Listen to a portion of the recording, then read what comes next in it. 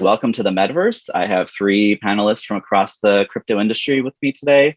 Travis Wu, CEO at Highstreet, Aaron Ko, Head of Marketing at Klaytn, and Tief, Senior Brand Ambassador at Solar. We're going to talk about the Metaverse. It's coming. When? What are the big opportunities and challenges? We're going to discuss all that today. Can you guys tell me a bit about yourselves? Introduce yourselves. Travis? Yeah, Travis here from Highstreet. We're a commerce-centered metaverse.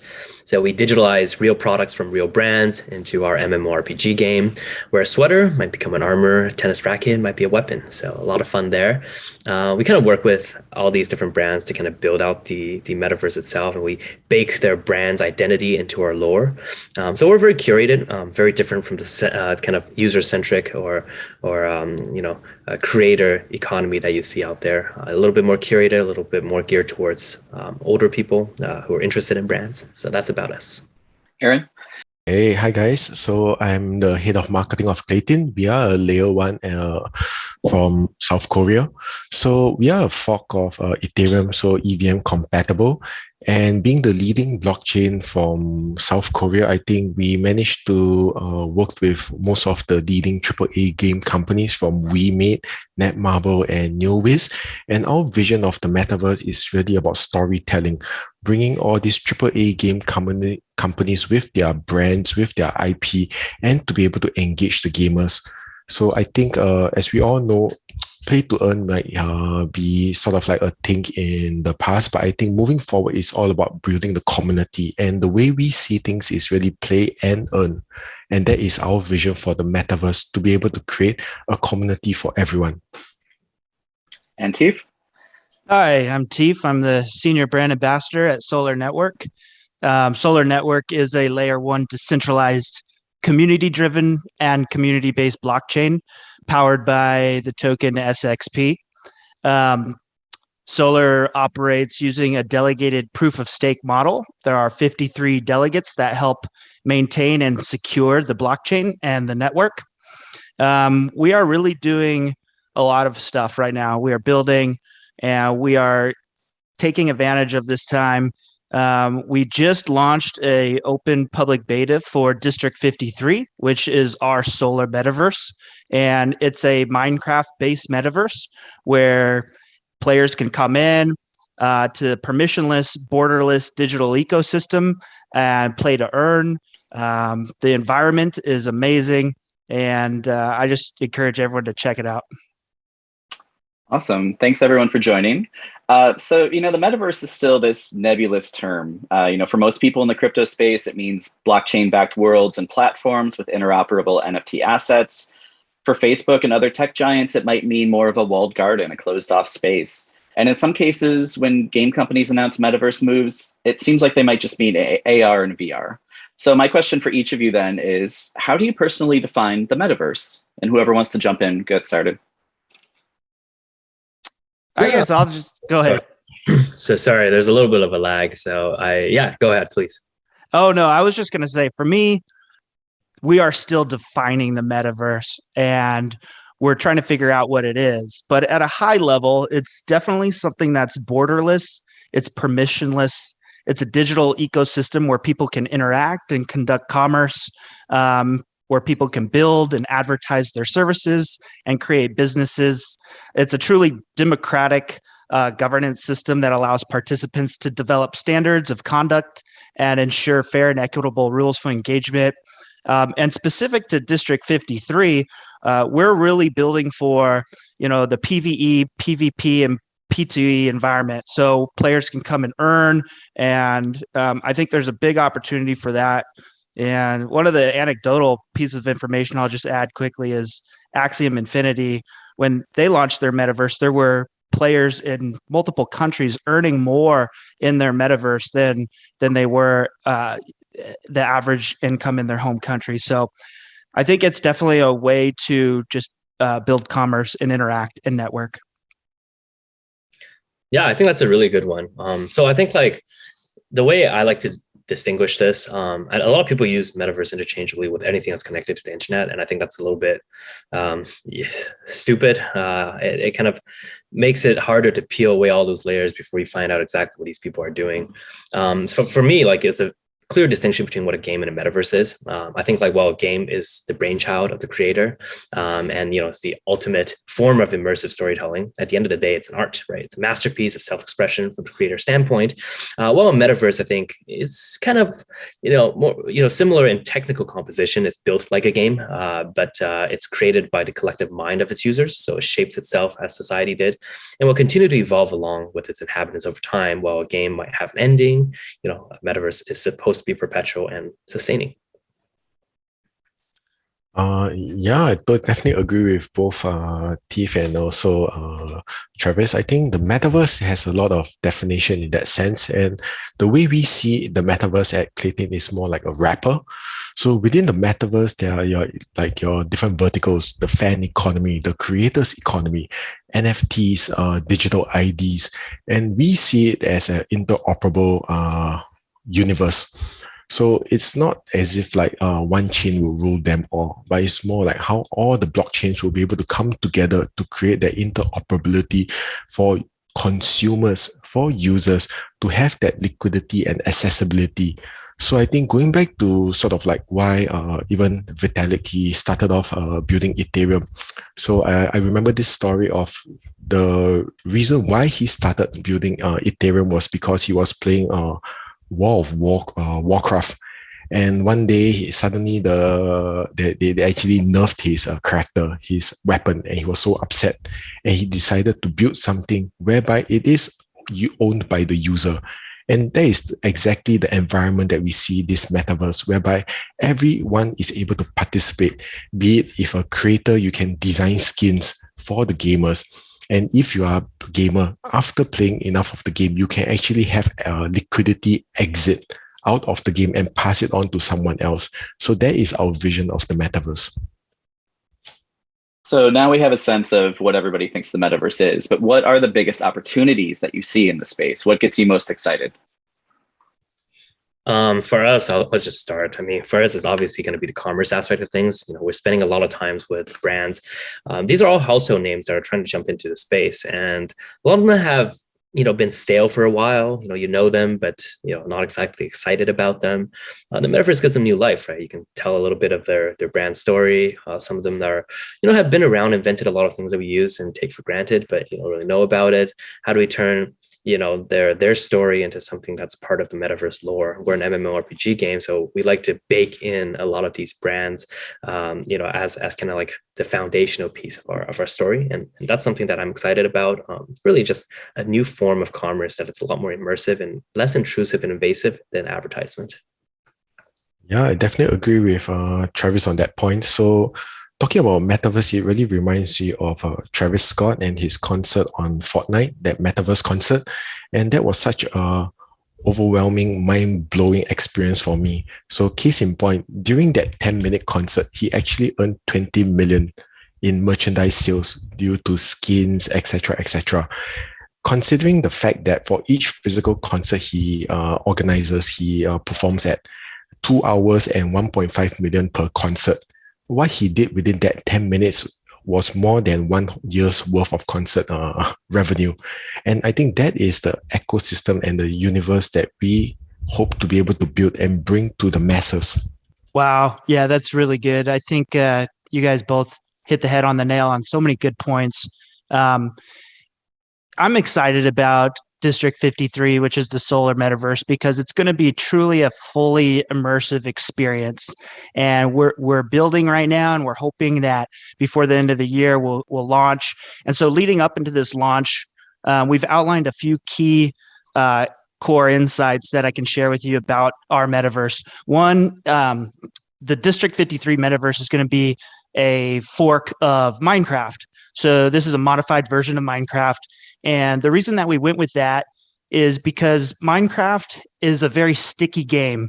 It's been around since 2009, and the monthly active user base continues to increase.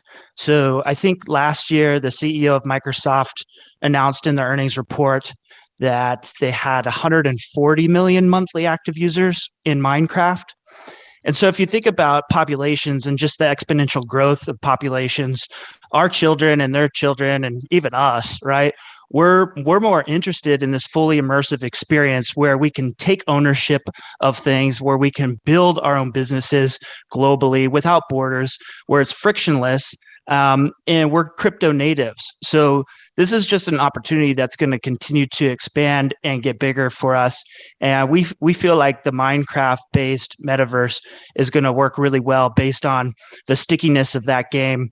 And also the frictionlessness that users can bring into the environment, where if you're a Minecraft gamer, you're going to be very familiar with the concepts, how to build, how to create, what the buttons are, what the game experience is. So it's going to be pretty easy to be able to transition into our metaverse. And so on the other end, what are some of the biggest challenges that you guys see towards bringing the metaverse to life at scale? Is it technology? Is it accessibility? Are there other factors that people need to be considering? Well, I think at this point now, maybe the way we see it, it will be a few factors. First of all, would be the infrastructure. It is not exactly optimized at the moment to be able to support the vision of metaverse that we all envision it to see. Second, I think would be in terms of the accessibility. So imagine you are taking a plane. Does it really matter if you are taking an Airbus or a Boeing engine? All I want to do is just get from point A to point B. And that is the user journey. To be able to onboard the masses, to be able to have everyone interconnected within the metaverse, I think that will be a huge pain point at this moment, the accessibility. And I think last of all would be really about just having everyone come together and onboarding the Web 2 to Web 3. So I think one of the issues that we have seen in the past few weeks is really about risk management, and which would be the proper blockchain of choice to build on. So I think there has been quite a bit of waves over the past few weeks, but I think at the moment, this is sort of like the winter, and that's where we will start building. And I think through this entire period, be it from Highstreet or be even from Solar and I think Klaytn, what we hope is all projects will be able to ride through it and emerge stronger and to be able to build stronger use cases for the people. Yeah, I would agree with that. And I would also say that part of the challenge is the user experience. You know, we're all here and we're familiar with the metaverse and we're technically savvy, but a lot of people have a challenge overcoming some of the barriers associated with digital wallets, blockchain, some of those other technical things. But at Solar, what we're doing is we're trying to keep everything in the ecosystem, so to say, on the blockchain. So with the Solar desktop wallet, when you create your own wallet, that's the same wallet that you will use to make purchases inside the metaverse. So if you purchase an NFT land plot, that purchase is going to be directly tied to your Solar desktop wallet. So we try to make it easy for consumers to transact.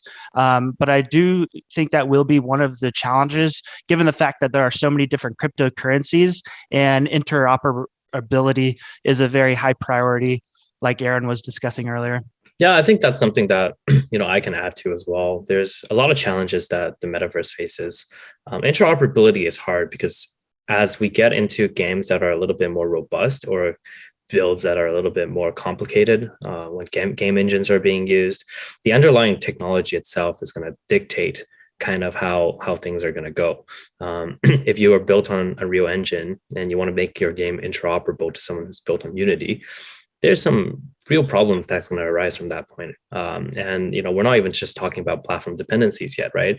If someone built their game for browsers, and it's a WebGL build, and you're building a mobile game, or someone's building in virtual reality like we are, how are you going to make that work, right? And then there's also compatibilities with dependencies, right? From a technical standpoint, like we're building a game that's accessible both on browser and virtual reality, and you have no idea how difficult that is, right? Just a voice system, right? A lot of people use a certain type of standard in gaming, in virtual reality gaming or PC gaming. That doesn't work for browser, right? You can switch to something like Agora, and all of a sudden, if your tech stack is built on Next.js, Agora is not going to work, right? The same kind of mobile system that powers your chat rooms, your kind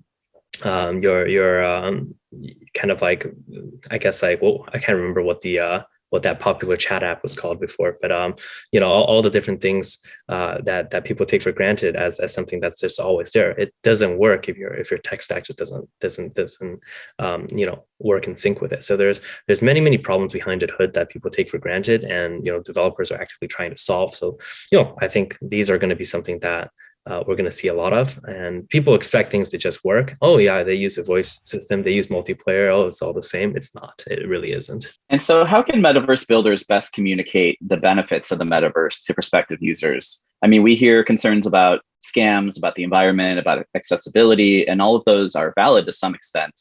But how do metaverse builders overcome that pushback and really convince people that this is something that is worthwhile and that's going to stick around? Go ahead. Sorry, no. Please do. Yeah.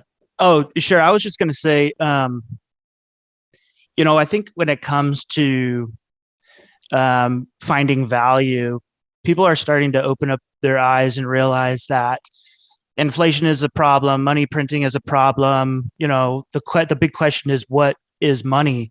And I think we're in this fourth turning where cryptocurrencies are becoming real money. And so part of the key in offering value to the metaverse is having some sort of sound monetary or deflationary aspects and elements to your metaverse, just to make sure that if there is a token that is central to your metaverse, that it maintains its value. And so with Solar and with District 53, one of the things that we're going to implement is we're calling it a sunburn. So if you let's say purchase a plot of land, 90% of that purchase will be burned.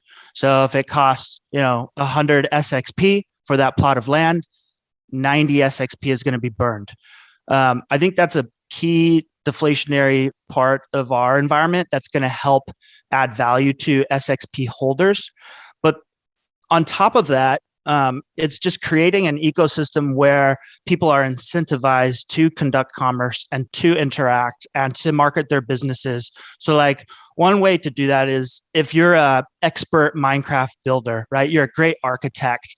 There are going to be players that come into our metaverse and purchase big plots of land, or multiple plots of land, I should say, and they're not going to have any experience building in Minecraft. So they're going to need your services to construct a fantastic castle or a new house, or maybe a theme park, or who knows, maybe they want to create a beauty parlor and they need your help to operate that beauty parlor because you have experience creating skins or doing makeup or hair, or maybe you're a tattoo artist and you want to give your avatars tattoos in the metaverse. I mean, the possibilities are endless. So having people with a store of value that can maintain its value, that is used in the environment, in the metaverse, is a very circular way to increase the value for our users. Yeah, from my perspective, I really don't think, the question was why, how do we convince people about the metaverse? I really don't think we need to. There's going to be early adopters, then there's going to be the people who follow, there's going to be criticism. I think it's great to have different perspectives on things. I think like the things kind of speak for itself, right? Kids are on Roblox all day, every day, and parents don't get it. Understandable. And adults don't get it. Also understandable. And adults will die, children will grow up, they will have purchasing power. So we wait, right, as we develop. And people who are latecomers, it's kind of similar to Facebook, right? As you see social media grew up in the hands of college kids who then become parents, and then they get their parents on it. It's really something that doesn't need to be convincing. It just needs to happen. The environmental concerns, I think it's kind of funny, to be honest. We can always say, ETH is moving towards proof of stake. There's going to be a major, cut back in terms of the environmental damage caused by mining. There's a lot of butthurt people who can't buy GPUs. I totally understand that as well. And that's going to change as soon as, we start moving towards more sustainable systems. But I think like it is completely overblown, to be honest. Like, let's go calculate how much energy is, being used to actually mint NFTs, or how much energy is being used to maintain a blockchain. Like, compare that to how much energy is being used to defend the fiat currency globally. Think about the effort you spend on military. Think about the effort you spend on all sorts of industries and lobbying and stuff like that to maintain, the currency. Look, it's not a comparison. I really don't think that should be an argument anymore. It's just there for people who want a cop-out strategy, and it's kind of dumb, to be honest. Yeah, definitely agree with Travis and Tief. I think part of it, we need to recognize that the metaverse is not for everyone. And similarly, it's like there's only one pretty girl in the room, but not everyone can get her. Similar to the metaverse, I think not everyone will be able to understand it or want to participate in it. But so for us, what we are trying to do is that those who want to participate in it, to at least build the accessibility, build the toolings, build the infrastructure, and build the ecosystem to allow people to come together within the metaverse itself. Where exactly and at what point will we be able to reach? I think that will be an open-ended question. But I think having all of us here is proof that there is substantial interest within the metaverse, and there are developers that are willing to put in effort. They are purpose-driven to really build something that will have a legacy. And ultimately, I think for us at Klaytn, and even me personally, I see the metaverse or even Web3 really is to open up opportunities for everyone to either participate in the creators economy, make a living, or just enjoy it just for the sake of enjoying it in the digital realm. So over the past several months, we saw metaverse hype hit this huge peak with the Facebook presentation and their announcement, their name change. And then it feels like some of that excitement leveled off a little bit or maybe sank a bit. Are you concerned at all that momentum around the metaverse is fading, or is this just a natural part of a long-term building process? I think for me personally, the way I see things is that the rabbit wins the perception, but the tortoise is the one that wins the race. And it will be a long building phase. And when exactly will we get that? I think it will also be part of mass adoption and institution adoption. So for us at Klaytn, what we are doing is really working with all the large conglomerates from the Web2 space, your AAA game companies, even in discussions now with some of the largest brands in the world. So some of the deals that we have signed on, like One Entertainment from Thailand, they are the Hollywood of Thailand.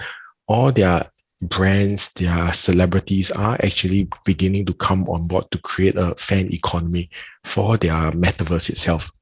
Within Japan, we have signed a deal with GMO, the internet giant in Japan, and that is also to really create the interoperability between Korea, Japan, and the whole of Asia. So I think in that sense, when exactly will we get there, or are we getting there? I think there will be a numerous number of factors that will impact it, and definitely regulation will definitely come into place. Whether would it be enacted as a law per se, or would it be just parameters placed? I think all of us would need some directions and some form of guidance to be able to allow it to flourish and grow. So that is the way personally I see things. Yeah, I mean, market down for everything. So sad. And, generally speaking, when we look at this stuff, it's kind of like, does the market really dictate momentum? Maybe, maybe not, right? If you look at DeFi, when the market crashed in 2018, all the building started, which gave rise to the possibility of DeFi summer in 2020.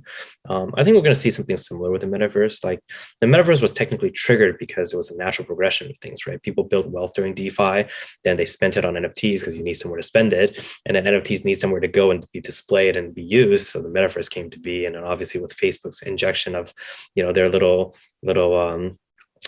misdirection magic trick rebranding to Meta, it was fueled by all that momentum, and it has to eventually dissipate somewhere, right? And it did, and now I think it's the perfect opportunity for all of us to buckle down and build. I actually quite enjoyed this because there's no distractions, and I'm not forced to do all sorts of PR engagements all day every day. It's kind of nice, and we have a lot of updates coming up, lots of pushes, and we can finally do some refactoring that we need to do for a long time, since technical debt has been piling up. And I think overall, when you really sit down and look at the overall industry, the brands are still moving in, right? The blue chip tech companies are still advancing, right? Look at Microsoft, look at all these guys we're buying stuff and consolidating, the ecosystem to be more clean and more, direct. So yeah, let's give it 2 years and see where we're at. And I think that's when you can actually lay the judgment on the space. Yeah, I just would say that Travis and Aaron made some very good points there, and I agree with all those things. The on top of that, we're seeing institutions come in. So Grayscale Trust just they announced last year that they have a metaverse fund.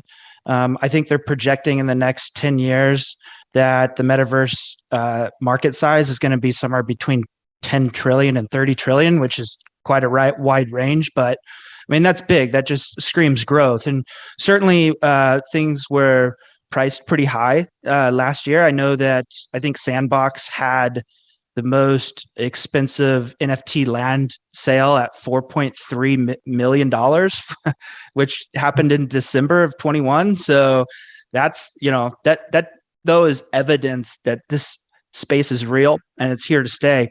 And with regard to the downturn, it is a time to build. It is unfortunate when, people lose money, but I think it's also a lesson, right? There's no losses, just lessons. And so it's important to realize that dollar cost averaging into projects that you believe in and not just, going YOLO crazy and putting all your investment and retirement money into something is important. But with that, the most important thing about the crypto NFT metaverse space, in my view, is that there is no moral hazard. There's no central bank coming in to prop up this industry.